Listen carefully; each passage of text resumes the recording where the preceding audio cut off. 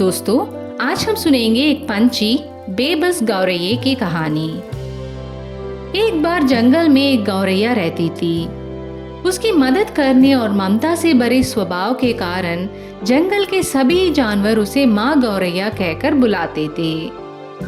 वह एक ऐसे पेड़ पर रहती थी जो राजा के महल को जाने वाले रास्ते के किनारे था। हर दिन वह कई यात्रियों को महल की ओर जाते हुए देखती।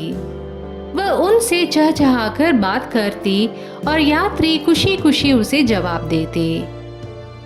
कुछ समय पहले ही उसके अंडे फूटे थे और छोटे गौरैया बच्चे बाहर आए थे। सभी जानवरों ने उत्साहपूर्वक इन बच्चों का स्वागत किया, लेकिन इसका मतलब था कि अब माँ गौरैया को अपने बच्चों के लिए अतिरिक्त भोजन ढूंढना पड़ता ताकि उनके बच्चे कभी भूखे ना रहें। सुबह होते ही वह कीड़े और अनाज की तलाश में निकल पड़ती। कुछ दिनों में वह यह काम आसान होता, लेकिन कुछ दिनों में उसे बहुत मेहनत करनी पड़ती।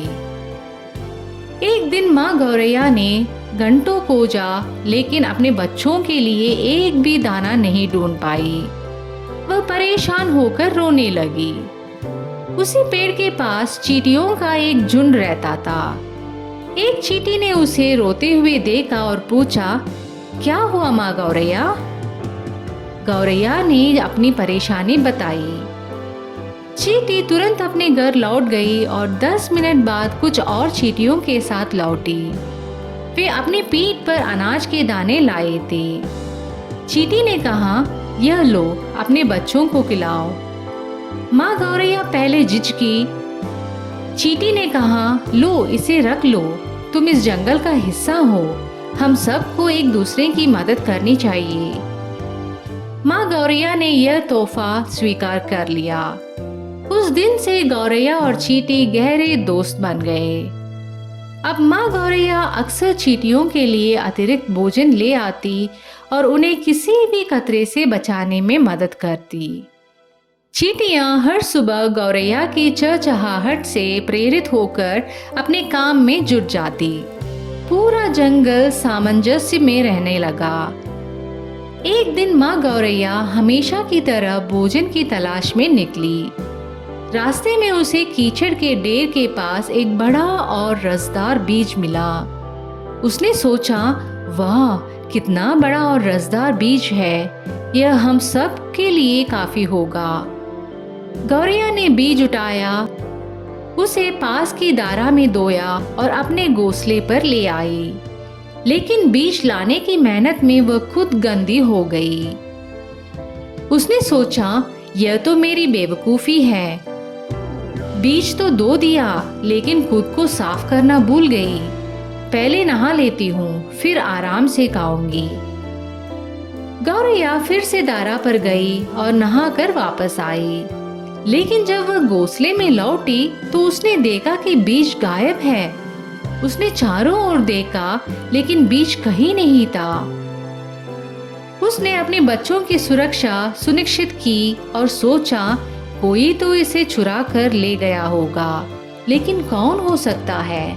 गौरैया ने एक बढ़ई को देखा जो लकड़ियां लेकर महल की ओर जा रहा था। उसने पूछा, भले आदमी, क्या आपने मेरा बीज देखा है?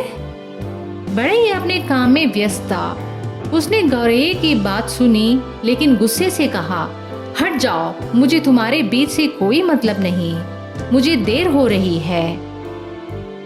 थोड़ी दूर एक सिपाही महल की ओर जा रहा था। वह चिंतित लग रहा था। गौरैया ने उससे भी पूछा। सिपाही ने गुस्से में कहा, तुम्हारी मूर्खता के लिए मेरे पास कोई समय नहीं है। फिर गौरैया ने एक मंत्री को देखा। वह चालाक और स्वार्थी था। गौरैया ने उससे भी मदद मांगी। मंत्री ने हंसते हुए कहा, मुझे तुम्हारे जैसे छोटे छोटे कामों की परवाह नहीं। हताश गौरैया पास के पत्थर पर बैठकर रोने लगी। तभी उसे शाही जुलूस की आवाज सुनाई दी। राजा अपने हाथी पर बैठकर लोगों के बीच जा रहे थे। उसने राजा से मदद मांगी, लेकिन राजा ने उसे नजरअंदाज कर दिया।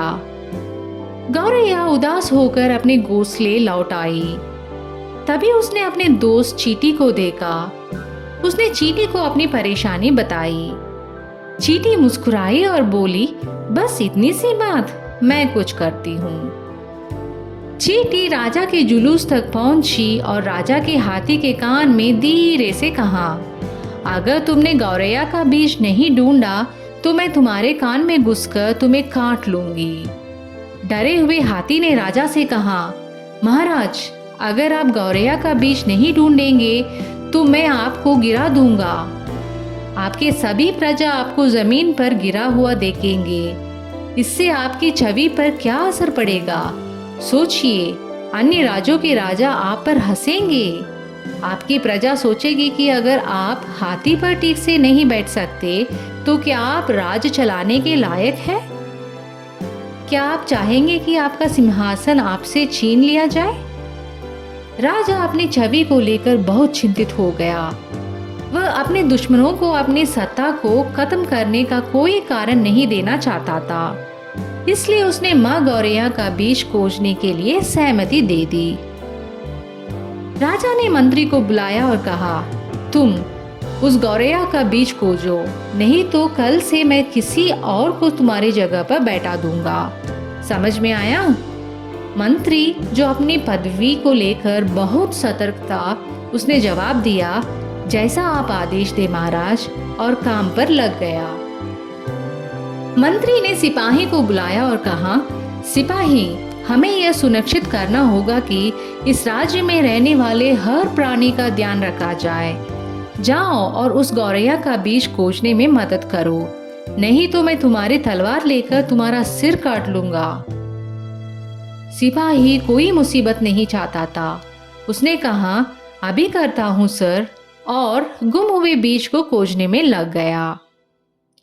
उसने उस बढ़ई को पाया जो राजा की एक झलक पाने के लिए आसपास चक्कर लगा रहा था। सिपाही ने उसे पकड़ा और कहा, तुम अपना सारा सामान छोड़ो और इस गौरैया का बीज खोजने में मदद करो। बढ़ई मान गया। कुछ देर खोजने के बाद बढ़ई ने बीज माँ गौरैया के घोंसले के पास पाया। उसने उसे दिया और कहा, यह लीजिए, यह बीज शायद पेड़ से गिर गया होगा। माँ गौरैया खुशी खुशी बीज लेकर अपने घोंसले में लौट आई। चींटी वहां उसका इंतजार कर रही थी। गौरैया ने उसका धन्यवाद किया। चींटी ने कहा, अच्छे भोजन का आनंद ले। माँ गौरैया ने उसे टोकते हुए कहा, इतनी भागदौड़ के बाद मैं फिर से गंदी हो गई हूँ। क्या तुम बीज का ध्यान रख सकते हो जब तक मैं जल्दी से खुद को साफ कर लूं? चींटी ने हंसते हुए जवाब दिया, बिल्कुल, हमें यह तो नहीं चाहिए कि पूरा राज्य इसे फिर से खोजने में लग जाए, है ना? तो दोस्तों, यह है माँ गौरैया की कहानी, और अगर आपको यह कहानी अच्छी लगी तो इस चैनल को ज़रूर सब्सक्राइब करें।